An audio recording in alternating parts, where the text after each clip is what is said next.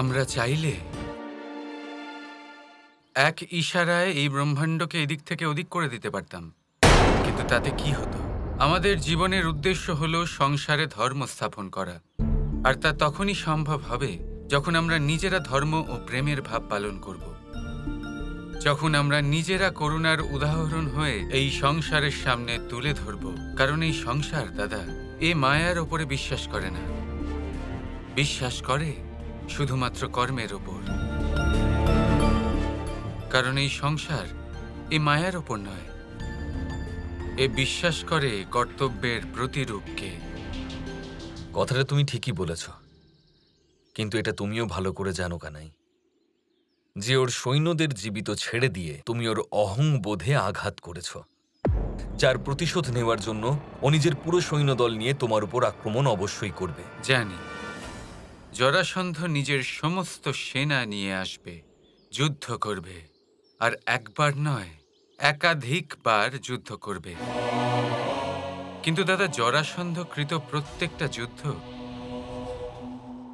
ধর্ম স্থাপনার কারণ হয়ে দাঁড়াবে। জরাসন্ধের দ্বারা করা প্রত্যেক আক্রমণ আমাদের জন্য একটা নতুন পথ খুলে দেবে। আপনি শুধু দেখতে থাকুন।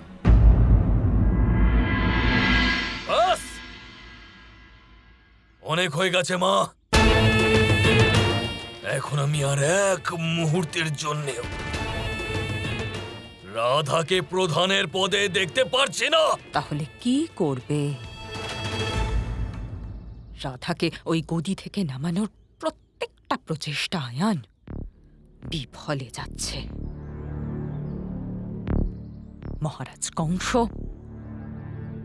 উনি আমাদের সাথে ছিলেন, কিন্তু এখন ওই কৃষ্ণ আর উগ্রসেন, ওরা দুজনেই রাধার সাথে আছে। ওনাদের সামনে আমরা কি বা করতে পারি? আয়ান দেখতেও পায় না।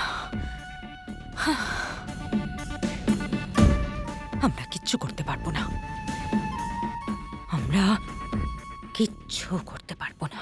আমাদের হার স্বীকার করে নেওয়া উচিত। না, কখনোই না। আমি মানছি যে এই মুহূর্তে রাধার পক্ষ ভারী আছে, কিন্তু শুধু এই জন্যেই কারণ ওই কৃষ্ণ ওর সাথে আছে। ওরা দুজন একসাথে আছে, আর চিরকাল ওরা দুজন, ওই রাধা আর কৃষ্ণ, একসাথেই থাকতে চলেছে। এইটুকু তো আমি বুঝতেই পেরেছি। না মা, না। সংসারের শুধু একটাই নিয়ম, কোনো বস্তুই চিরস্থায়ী হয় না, সবকিছুই ক্ষণিকের। রাধা এবং কৃষ্ণ চিরকালের জন্য একসাথে থাকবে না।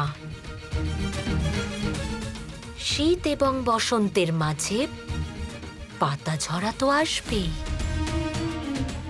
রাধা এবং কৃষ্ণের মধ্যেও শীঘ্রই পাতা ঝরা আসবেই।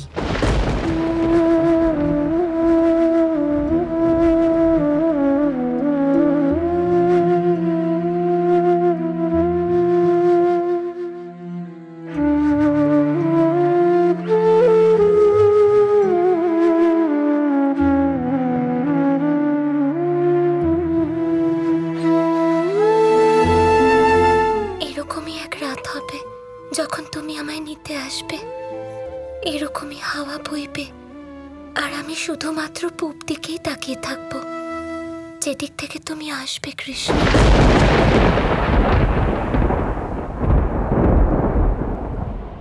সম্ভবত সেই মুহূর্তে আমি আনন্দে কেঁদেই ফেলবো, কারণ সেই মুহূর্তের পর থেকে আমরা চিরন্তন একসাথে থাকবো।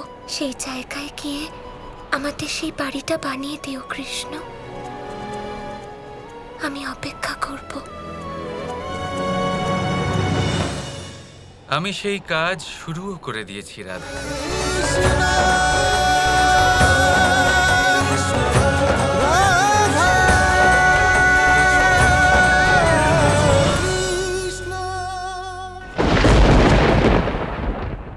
নিজের রাগ ভুলে যান সম্রাট, উৎসবের জন্য প্রস্তুত হন। এতক্ষণে তো যুদ্ধ সম্পন্ন হয়ে গেছে, আর আমাদের সৈনিক যে কোনো মুহূর্তে ওই কৃষ্ণকে বন্দি করে এখানে নিয়ে আসবে। মগধ সম্রাটের জয় হোক। শীঘ্র আমাদের জয়লাভের কথা বিস্তারিতভাবে জানাও সেনাপতি। বলো এই প্রতারক কিভাবে ভয় পেয়ে আমার শক্তির সামনে মাথা নত করেছে। বলো ওর সৈন্য এমন ভাবে পালিয়েছে যেন সিংহের দলের সামনে হরিণের দল পালায়। ক্ষমা করবেন মহারাজ, কিন্তু যুদ্ধ তো হয়ইনি। এটা অসম্ভব। এরকম তো আজ পর্যন্ত কোনো রাজা করেনি। ও, তাহলে ওই ভীরু কৃষ্ণ বুঝি আত্মসমর্পণ করেছে? না মহারাজ, বরং আমাদের সেনাকে এমন ভাবে ঘিরেছিলেন যে আমরা আত্মসমর্পণ করতে বাধ্য হয়েছি। কৃষ্ণ খুবই চালাকি করে আমাদের সেনাদের নিজের জালে ফাঁসিয়েছেন, কিন্তু তারপর কোনো সেনাকে আঘাত না করেই সবাইকে জীবিত ছেড়ে দিয়েছেন। সব থেকে ভালো যুদ্ধ সেটাই যা কোনোদিনও লড়তেই হয়নি। শত্রুদের সেনাকে যেতে দাও। আমরাও কৃষ্ণের রণনীতি বুঝতে পারিনি, তাই ফিরে এসেছি। এই রণনীতি থেকে এটা স্পষ্ট যে ওই কৃষ্ণ, ও আমাকে এটাই দেখাতে চায় যে ও আমার সৈন্যকে, আমাকে একদমই ভয় পায় না। সেজন্য ও আমার সৈন্যদের জীবিত ছেড়ে দিয়েছে।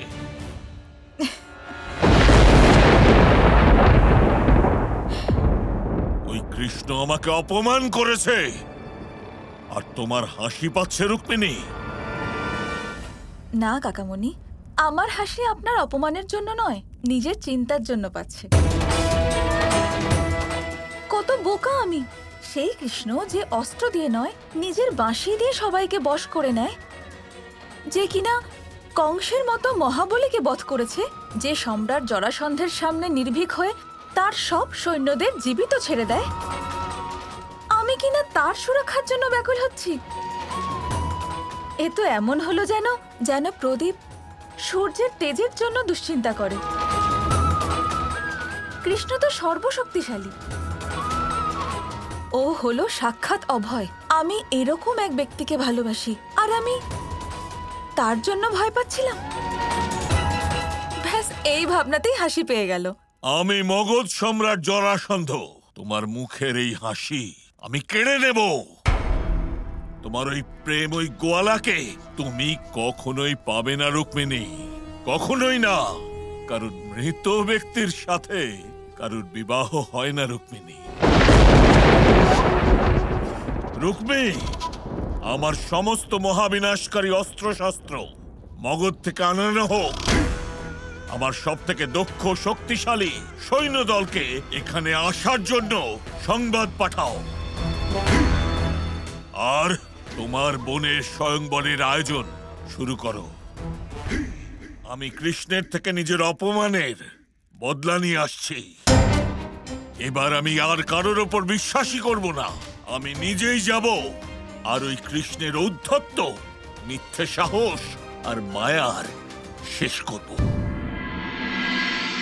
কানাই, তুমি এখানে রাধার স্মৃতিতে ডুবে আছো, আর ওদিকে জরাসন্ধ নিজের জীবনের সবচেয়ে বড় আক্রমণ করার জন্য প্রস্তুত হচ্ছে।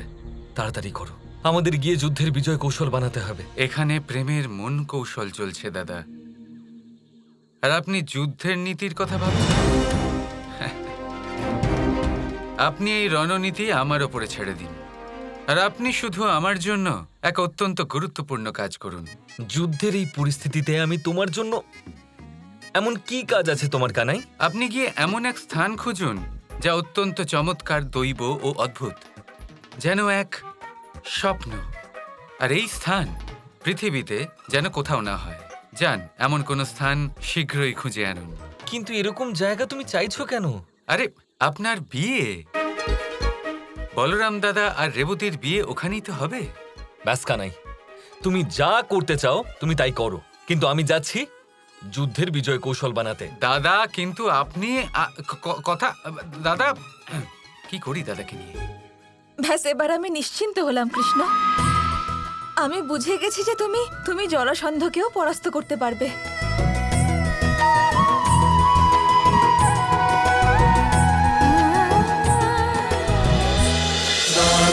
কৃষ্ণ কৃষ্ণ কৃষ্ণ কৃষ্ণ